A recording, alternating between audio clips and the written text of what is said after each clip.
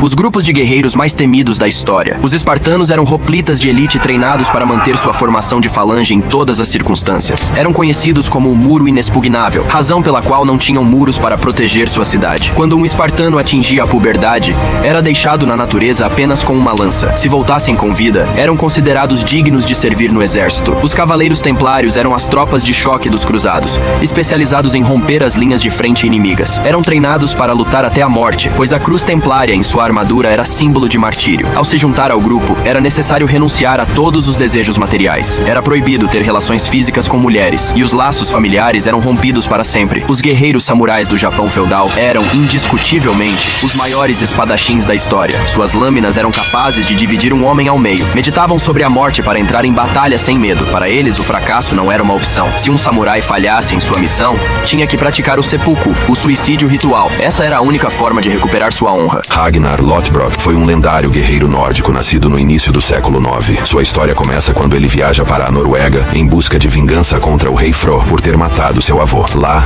ele conhece uma feroz donzela do escudo, Lagertha, com quem se casa. Após derrotar o rei Fro, ele saqueia e pilha partes da Inglaterra. Como muitos vikings antes dele, no entanto, ele estava destinado a ser mais do que apenas um pirata. Ragnar era um visionário. Ele assinou tratados com outros governantes para cultivar suas terras, tornando-se o primeiro viking a construir assentamentos em terras estrangeiras. Após a morte de sua segunda esposa, Tora, ele se tornou um guerreiro belicoso. Ele matou o rei Haem da Nortúmbria e saqueou Paris. Conforme envelheceu, seus filhos também se tornariam guerreiros renomados. Não querendo ficar para trás, ele decidiu conquistar a Inglaterra com apenas 2 navios. No entanto, foi mais uma missão suicida, pois ele foi capturado pelo rei Aiella e jogado em um poço de cobras para morrer em agonia. Por que os britânicos perderam a oportunidade de eliminar Hitler? No final da Segunda Guerra Mundial, um plano altamente secreto foi elaborado pela Special Operation Executive britânica para assassinar Hitler durante seu passeio diário. Um atirador de elite foi recrutado e o plano foi apresentado, com a aprovação do primeiro-ministro britânico Winston Churchill. No entanto, no último momento, o plano foi descartado devido à divisão dentro do governo britânico. Naquela época, Hitler era considerado um estrategista fraco, pois os britânicos sentiam que suas táticas eram, na verdade, vantajosas para a causa aliada. Um tenente-coronel, Ronald Thornley, convenceu o governo de que a Alemanha estava praticamente derrotada. E se Hitler fosse assassinado, ele se tornaria uma figura mártir, possivelmente alimentando o mito de que a Alemanha poderia ter vencido se Hitler não tivesse sido morto. Portanto, a operação nunca foi autorizada por Winston Churchill. Nero foi o imperador romano mais repugnante de todos. Acredite ou não, dizem que ele dormiu com sua própria mãe, Agripina, um ato do qual nenhum outro imperador romano jamais foi acusado. Mais tarde, ele a executou porque não podia mais tolerar sua interferência na política.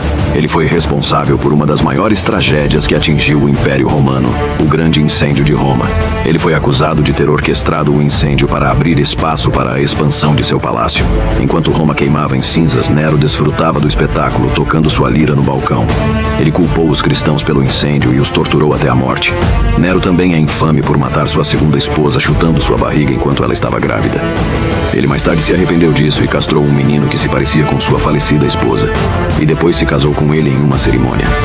Na ocasião, dizem que um nobre romano comentou que teria sido melhor para a humanidade se uma esposa assim tivesse caído para o pai de Nero, Domício. Por que Cleópatra não é a lendária rainha que você pensa? Sua história não é de luta para o sucesso, pois ela herdou o trono de seu pai, servido em um prato de prata. Ela cogovernou com seu irmão de 10 anos, mas não conseguiu conquistar o apoio dos nobres em seu reino, que a exilaram para Alexandria.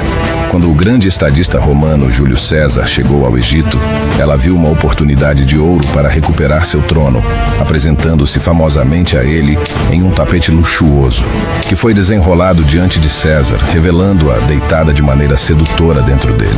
Foi Júlio César quem lutou sua guerra e a tornou rainha do Egito. Durante seu reinado, ela não conquistou novas terras, nem liderou suas tropas em batalha. Após a morte de César, ela seduziu seu general Marco Antônio, para garantir que ainda tivesse um forte aliado em Roma. No entanto, suas forças aliadas foram derrotadas pelo filho adotivo de César, Otávio. Ela então cometeu suicídio ao permitir que uma cobra a mordesse para evitar ser capturada viva. 3 exemplos que comprovaram o orgulho de Júlio César. Quando ele passava por uma cidade miserável nos Alpes, seus homens levantaram a questão se as pessoas lutavam pelo poder, mesmo neste lugar lamentável. César respondeu: Eu preferiria ser o primeiro aqui do que o segundo em Roma. Quando a esposa de César, Pompeia, foi rumores de ter um caso, ele a expulsou de sua casa. Um julgamento aconteceu e César foi trazido como testemunha. Ele não falou mal de sua esposa após o que o promotor perguntou. Então por que você a expulsou de casa? Ele respondeu: porque a esposa de César deve estar livre de suspeitas. Quando o arquirrival de César, Pompeu, perdeu uma batalha contra ele, ele fugiu para o Egito para salvar sua vida. No entanto, o faraó egípcio Ptolomeu XIII o decapitou e apresentou sua cabeça a César como presente. Para surpresa do faraó, César ficou furioso. Embora Pompeu fosse seu inimigo, ele ainda era romano.